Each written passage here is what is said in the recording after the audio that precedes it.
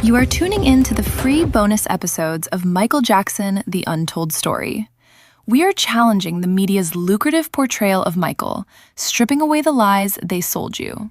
Get ready to learn who the real king of pop was. Okay, so picture this. It's August 1958. In the American Midwest, two children are born just a few weeks apart from each other. Both grow up in these huge, kind of chaotic working-class families. Both of them will eventually be known by just one name. Right. And both will spend the next 50 years sort of circling each other in this bizarre dance of, admiration, jealousy, and eventually just pure dislike. It really is the ultimate pop culture what if, isn't it? We are, of course, talking about Michael Jackson and Madonna. The king and queen of pop. Exactly. In our heads, they're like a matching set. They sit on these twin thrones. Yeah, the salt and pepper shakers of the 80s, right? Yeah. But looking at the sources we've pulled for this deep dive, we've got everything from 1991 Oscars transcripts to Rabbi Shmuley Boteach's Michael Jackson tapes. And that great analysis, the pop monarchy. Right, and what they all show is that the reality wasn't a romance, it was. It was basically a Cold War. It was. It was all about these strategic moves, a very quick and frankly awkward attempt at dating, and then just years of silence. So our mission today is to unpack why these two stars, who seemed so perfect for each other on paper, were actually just doomed from the start. And when you say perfect on paper, the similarities are almost spooky. That's what we're calling the cosmic alignment. It's just statistically weird. It really is. Okay, so you have Michael, born August 29, 1958, Gary, Indiana. Then you have Madonna, born August 16, 1958, Bay City, Michigan. Both from the Rust Belt. Both from families with 8 or more kids. They are fundamentally cut from the same American cloth. They are. But here's the detail that I think explains everything that follows. The trauma. The trauma was opposite. While the background is the same, Madonna loses her mother to breast cancer when she's only 6 years old. And that kind of loss, it grounds you in a really brutal reality. Absolutely. It forces you to grow up overnight. She basically had to become her own parent. She learned that you have to grab for control, for autonomy, because the world can just take things away. She became a realist, a fighter. Whereas Michael, he doesn't lose a parent, but he loses his entire childhood. Exactly. At 6 years old, while Madonna is grieving and getting tough, Michael is being put to work. He's becoming a global phenomenon. He never got to just be a kid. Never. So you have this split. Madonna spends her adulthood being a provocateur, asserting her dominance over the real world. Michael spends his he's trying to go backwards. He's trying to build a fantasy childhood he was denied. So you've got the rebel queen who wants to conquer the world and the child king who wants to build a castle to keep the world out. That's the core conflict right there. One is running towards reality, the other is running away from it. But before that conflict really ignited, they had to actually meet. And that brings us to what we call the DeMann nexus. Yeah, and this is a part of the story that I think a lot of people just miss. We all assume they just bumped into each other at some A-list party. It was a business decision. A very calculated one. On Madonna's part, when she was starting out in New York, she wasn't just looking for any manager. She hunted down one guy, Freddy DeMann. And you have to understand, Freddy DeMann was the guy who managed Michael during Thriller. He was like the gatekeeper to global domination. The architect of the biggest album of all time. So Madonna signs with him because she doesn't just want his help. She wants his playbook. She wanted to know exactly how Michael did it. So it wasn't just admiration, it was basically corporate espionage. In a way, yeah. And for a while in the 80s, DeMann managed both of them. At the same time, he said it was an absolute nightmare. I could imagine. They were constantly asking him about each other. Like, what's she doing now? What are her sales numbers? Totally. Yeah. How much is he spending on that video? What are her tour grosses? Madonna was reverse engineering his career in real time. And Michael, who is, famously paranoid about his top spot, he knew it. He could feel her right behind him. That just adds this whole other layer of tension to it all. It's not just two stars hanging out. It's the champion watching the #1 contender, studying his every move. But for a moment, they decide to join forces. Which brings us to the summit. March 25, 1991, the Academy Awards. The date that launched 1,000 magazine covers. The photos are just iconic, but the story behind them is even better. Madonna had just broken up with Warren Beatty. She needs a date for the Oscars, but She can't just show up with anybody. No, she needs someone who won't just look like her accessory. There's only one person on the planet who's her equal in that moment. So she calls Michael, and he says yes. And the visual they presented that night is fascinating. The press called them the king and queen, but some of the harsher critics actually called them celebrity impersonators. Why? Because they looked too perfect. Because they looked completely synthetic. They were both in white, this kind of monochrome branding. Madonna's doing this full Marilyn Monroe thing in a Bob Mackie gown with $20 million worth of Harry Winston diamonds. Pure old Hollywood. Right. And Michael is doing, well, he's doing Michael. Gold-tipped boots, a giant diamond brooch. But the detail that always gets me. The gloves. The gloves. He wore 2 gloves that night. Which is so significant. The single sequined glove was his thing, his trademark. Exactly. Wearing 2, it's different, it's formal, it's like armor. He's creating a barrier. He's not really there to touch or be touched. He was playing the role of a living statue. But apparently, the statue thawed a little bit. Yeah. Years later, Madonna goes on carpool karaoke and drops this bombshell about what happened after the show. She did. She claims she finally got him to loosen up. With what? A glass of Chardonnay. Of all things. She said he was super shy, but after a little bit of wine, he became a willing accomplice. And then she claims they had a full-on French kiss. Which is just so wild to even imagine. Michael's public persona at the time was so asexual. Yeah. But it sounds like Madonna was the one driving everything. Always. She was the one who called him. She poured the wine. She initiated the kiss. She was the aggressor. And that exact dynamic, Madonna pushing and Michael resisting, is precisely why their musical collaboration completely imploded. Yes. Let's get into that. Because they almost made a song together for the Dangerous album. The song In the Closet. Which was a huge hit for him, solo. But his first idea was to make it a duet with Madonna.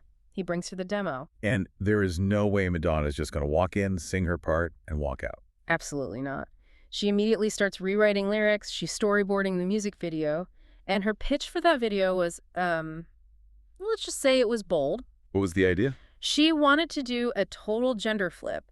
She told him that she would dress in a suit, like the man in the video. Okay. And she wanted Michael to dress in drag, to dress like a girl. She wanted to play the dominant role and have him play the submissive one. Wow. You can just imagine the silence in that studio. Michael Jackson, who's already fighting all these rumors about his sexuality, being told to put on a dress by the one woman who could actually challenge his throne. It was a catastrophe. Babyface, the producer, said Michael was mad as hell. He was deeply offended. He thought it was just too provocative. And he had people around him telling him it was a trap. Right. His sister, Janet. The story goes that Janet warned him. She said something like, Michael, she's trying to use you. She wants to humiliate you to make herself look more edgy. So he pulls back. He fires her from the song, basically, and hires Naomi Campbell for the video. And the video he makes is very steamy, very sexy, but it's also very conventional, very heteronormative. It was safe. It was safe. And that's the whole story in a nutshell. Yeah. Michael wanted carefully controlled magic. Madonna wanted messy, chaotic reality. And when she tried to drag her chaos into his perfect world, he slammed the door. And that door slammed shut in their personal lives, too. I mean, the social vibe between them was just non-existent. It was toxic. They tried to hang out a couple more times, but they couldn't agree on anything. Michael wanted to go to Disneyland. Of course he did. Safe, controlled fantasy. And Madonna wanted to take him to strip clubs. Laughing. The disconnect is almost comical. She also wanted to take him to, like, cross-dressing bars in New York. She literally told people she wanted to loosen him up, but he didn't see it that way at all. He saw it as vulgar. He told friends that Madonna just wasn't nice. And that feeling really hardened after the autograph incident. This is one story where you kind of have to side with Michael. It's a very telling moment. So they're having lunch at the Ivy, which is, a total celebrity hotspot. A little kid comes up to their table and asks for an autograph. Which for them must have happened a dozen times a day. Right.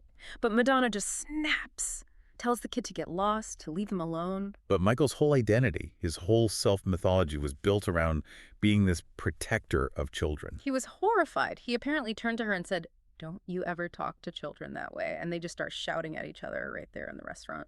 That feels like the real end. It's not about business anymore. In his eyes, it was a moral failure. And we know just how deep that resentment went because of those Rabbi Shmuley Botich tapes. These were recorded years later, around 2000, when Michael was pretty isolated, and he did not hold back.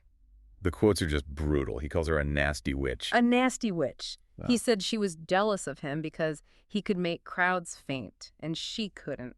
He thought he had this, spiritual connection with his fans that she could never achieve. He also really hated her sex book era. He called them her spanky books. Which is funny, but it also just shows how prudish he was. He couldn't wrap his head around why a woman would want to be photographed tied up. He saw it as degrading. She saw it as empowerment. They were on different planets. And then there's the pettiest detail of all. The pet? The albino python? Which he named Madonna. Yeah, you don't name a snake after somebody as a compliment. It was 100% shade. So they basically spend the 90s completely estranged. But there is one last weird moment in 1993 in Mexico City. This was the peak of their global rivalry.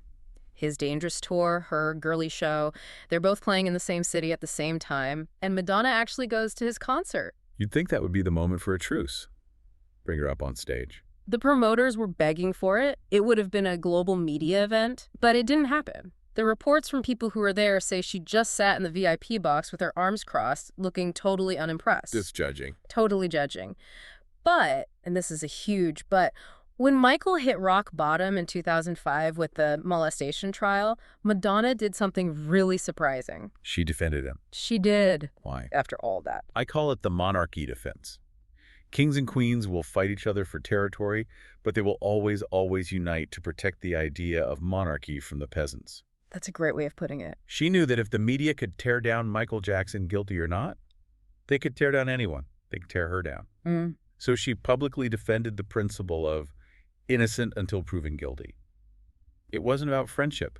It was about class solidarity. Game recognizes game. Exactly. Which brings us to the tragic end.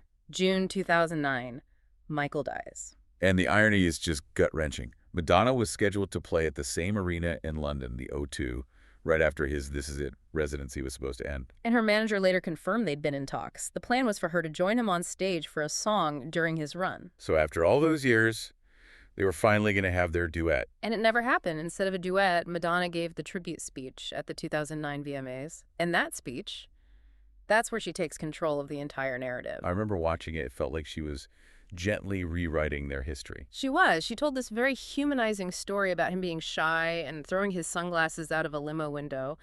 She framed him as this beautiful, fragile creature that needed protecting. And she also centered herself in the tragedy. The central theme of her speech was abandonment. Yes. She said, I had abandoned him.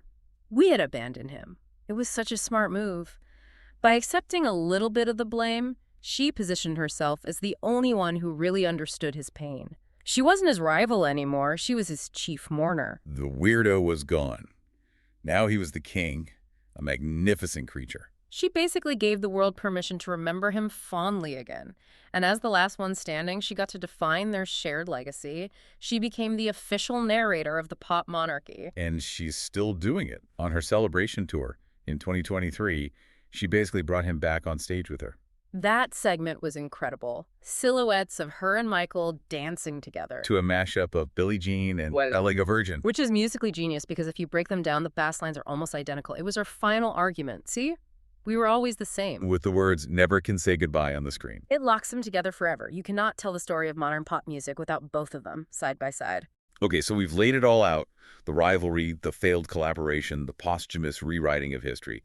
But here's the final thought I want to leave everyone with. We see Madonna today honoring Michael, using his image, telling this story of how she loved him but abandoned him. Right. It's the official story now. But we also have those tapes. We have Michael in his own voice calling her a nasty witch, calling her vulgar, naming a python after her. It does raise a pretty uncomfortable question. If Michael were alive to see all of this, if he saw her celebration tour, would he be touched? Or would he see it as Madonna doing what he always suspected she was doing, using his name, his image, to control the narrative and benefit herself? Would he see that corporate espionage continuing even after he was gone? Exactly. We'll never know. The king is gone. The queen gets the last word. And that is the messy, fascinating, and ultimately unresolved history of the pop monarchy. Thanks for diving deep with us. We'll see you on the next one.